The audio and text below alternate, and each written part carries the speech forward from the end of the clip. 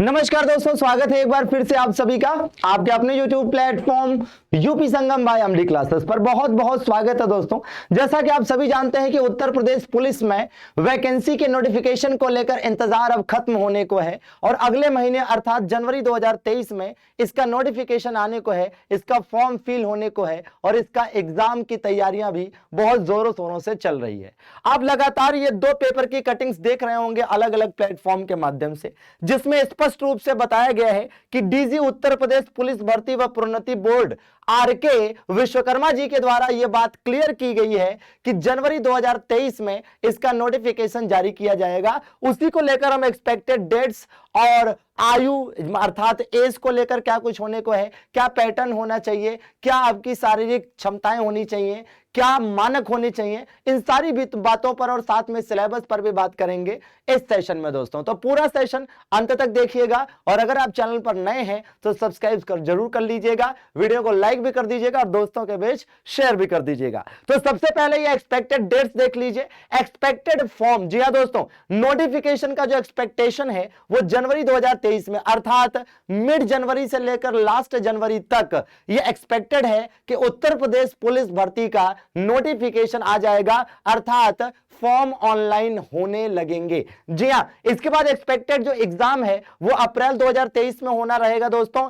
Qualification इसमें जो चाहिए होती है वो 12th पास चाहिए होती है और सैलरी इसमें 25 से 30 हजार होती है। जी हां, सैलरी 25 से 30 हजार बोलते समय हल्का सा स्माइल जरूर आती है और उसका कारण सभी लोग जानते हैं। तो फिलहाल दोस्तों इनमें स्पष्ट किया गया है इस न्यूज़पेपर की कटिंग में और साथ में इस न्यूज़पेपर की कटिंग में भी काफी कुछ बातें स्पष्ट की गई हैं और इस पर हम एक वीडियो बना चुके हैं। यहां पर हम डिटेल में बात करने के लिए हाजिर हुए हैं, जैसे एज को लेकर, जी हां दोस्तों, न्यूनतम शारीरिक मानक को लेकर, है ना, और इसके अलावा जो चयन प्रक्रिया है और साथ में सिलेबस को लेकर हम इसमें बात करने वाले हैं। तो पूरी बात समझिएगा शानदार तरीके से और पूरा का पूरा मामला आपको क्लियरली समझ में आएगा। तो सबसे पहले आप यहां पर एज को लेकर देख लीजिए क्या कुछ चीजें हैं।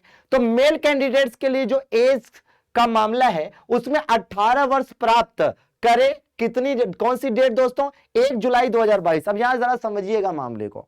जो पिछले सालों के उत्तर प्रदेश पुलिस के एग्जाम हुए हैं, जो वैकेंसीज कंप्लीट हुई हैं, उनके आधार पर हम यहां पर एक्सपेक्टेड 1 जुलाई 2022 ले रहे हैं। दरअसल में होता क्या है कि जिस भी साल उत्तर प्रदेश पुलिस की वैकेंसी आती है, नोटिफिकेशन आता है, तो उस साल का 1 जुलाई लिया जाता है कि इस डेट तक 18 साल न्यूनतम पूरा कर लिया हो और 22 वर्ष ना प्राप्त किया हो। अर्थात अगर 2022 की ये वैकेंसी है, भाई 2022 की वैकेंसी है ये दोस्तों, तो 1 जुलाई 2022 ही लेना चाहिए। 1 जुलाई 2021 तो नहीं लेंगे, इस बात की संभावना न के बराबर है और इस बात की प्रबल संभावना है कि 1 जुलाई 2022 ही काउंट किया जाएगा। तो 1 जुलाई 2022 तक मेल कैंडिडेट के लिए न्यूनतम 18 वर्ष दोस्तों और 22 वर्ष पूरा ना हुआ हो। जी हां, 22 वर्ष नहीं पूरा होना चाहिए। अगली बात, महिलाओं के लिए अगर हम बात करते हैं, फीमेल्स के लिए बात करें दोस्तों, तो 1 जुलाई 2022 तक 18 वर्ष प्राप्त कर चुकी हो अर्थात 18 वर्ष एज हो चुकी हो, लेकिन 25 वर्ष प्राप्त न करे अर्थात 25 वर्ष अभी न हुआ हो। ठीक है, आगे हम बात करते हैं हाइट को लेकर दोस्तों। तो हाइट की अगर हम बात करें तो मेल कैंडिडेट में क्या है कि जनरल, ओबीसी और एससी के लिए जो हाइट का मामला है वो 168 सेंटीमीटर होना चाहिए हाइट दोस्तों, और एसटी के लिए थोड़ी छूट है तो 160 सेंटीमीटर होना चाहिए। वहीं पर अगर हम फीमेल कैंडिडेट की बात करें तो जनरल, ओबीसी और एससी के लिए 152 सेंटीमीटर है दोस्तों और एसटी के लिए 147 सेंटीमीटर हाइट न्यूनतम होनी चाहिए। इसी तरीके से अगर हम बात करते हैं कुछ और चीजों की, जैसे मेल के लिए दोस्तों, मेल कैंडिडेट के लिए जो सीना है वो बिना फुलाए 79 सेंटीमीटर होना चाहिए और फुलाव जो है वो 84 सेंटीमीटर होना चाहिए। मतलब ये 5 सेंटीमीटर का गैप है। तो मतलब बिना फुलाए 79 और फुलाकर 84 सेंटीमीटर। क्लियर है? और एसटी कैंडिडेट के लिए 77 न्यूनतम है और फुलाकर 82 है। ठीक है, वहीं पर महिलाओं के लिए इस तरह की कोई न्यूनतम है ना योग्यता नहीं बताई गई है शारीरिक मानक।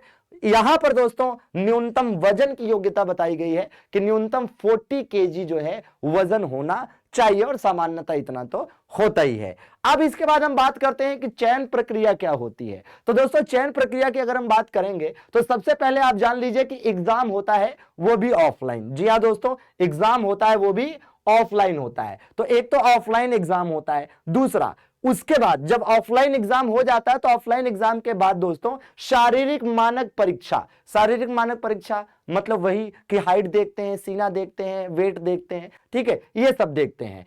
और इसी में क्या होता है भैया, डीवी भी होता है, अर्थात डॉक्यूमेंट वेरिफिकेशन होता है। तो ऐसे कैंडिडेट जो शारीरिक मानक परीक्षा और डीवी में फाइनली है ना पास होते हैं दोस्तों, वो आगे पीईटी देते हैं, अर्थात फिजिकल एलिजिबिलिटी टेस्ट। मतलब सीधे सीधे कहिए तो रनिंग करनी होती है, रनिंग होती है, जिसमें मेल कैंडिडेट्स के लिए 25 मिनट में दोस्तों 4800 मीटर और फीमेल कैंडिडेट्स के लिए 14 मिनट में 2400 मीटर। जी हां, आप स्पष्ट याद रखिएगा कि मेल कैंडिडेट के लिए 25 मिनट में 4800 मीटर अर्थात 4.8 किलोमीटर, और फीमेल कैंडिडेट के लिए 14 मिनट में 2400 मीटर अर्थात 2.4 किलोमीटर। जी हां दोस्तों, अब हम बात करें कि सिलेबस क्या होता है। तो सिलेबस दोस्तों कुल मिला के ये 4 सब्जेक्ट आते हैं, जिसमें जीएस के 38 क्वेश्चन, मैथ्स के 38 क्वेश्चन, रीजनिंग के 37 क्वेश्चन और हिंदी के भी 37 क्वेश्चन होते हैं। यहां जान लीजिएगा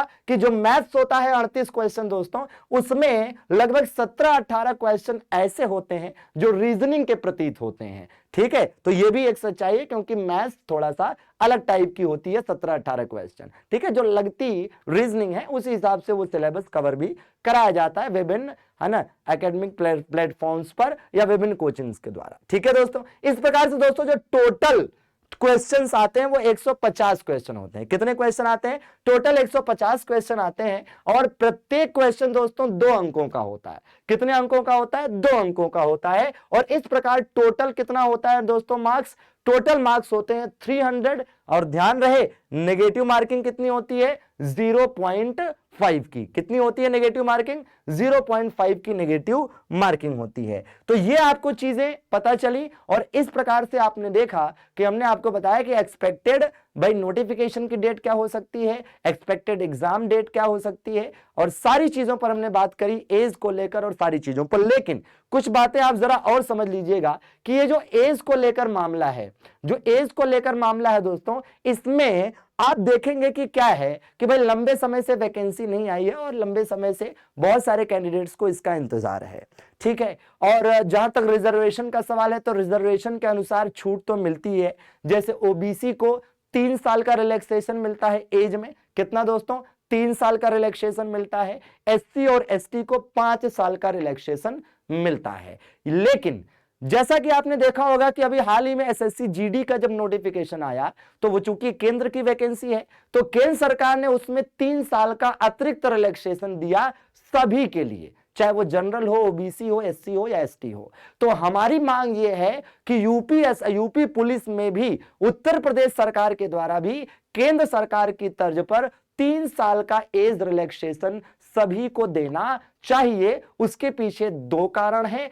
पहला कारण है कि लंबे समय से वैकेंसी नहीं आई है, और दूसरा कारण है कोविड। जी हां दोस्तों, कोरोना। और मुझे लगता है कि चूंकि केंद्र सरकार ने दिया है तो राज्य सरकार भी देगी, और खास करके उत्तर प्रदेश सरकार तो केंद्र सरकार को फॉलो करती है। तो हम यहां पर भी आशा करेंगे कि उत्तर प्रदेश सरकार ये 3 साल का एज रिलैक्सेशन सभी के लिए करेगी। ठीक है भाई, और हम दोस्तों आप सभी के साथ हैं जबरदस्त तरीके से, और बहुत जल्द आप देख रहे होंगे कि हम आपके लिए इसी उत्तर प्रदेश पुलिस वैकेंसी को लेकर एक और वीडियो लेकर आ रहे होंगे, और हम अपने अगले वीडियो में आपको बता रहे होंगे कि पिछले जो उत्तर प्रदेश पुलिस के एग्जाम हुए हैं उसमें कट ऑफ क्या रहा है, और पूरा final cut off, dB cut off, है ना, सारी चीजों की हम बात करेंगे, और हम देखेंगे कि क्या हमारी रणनीति होनी चाहिए आगे इसकी तैयारी को लेकर।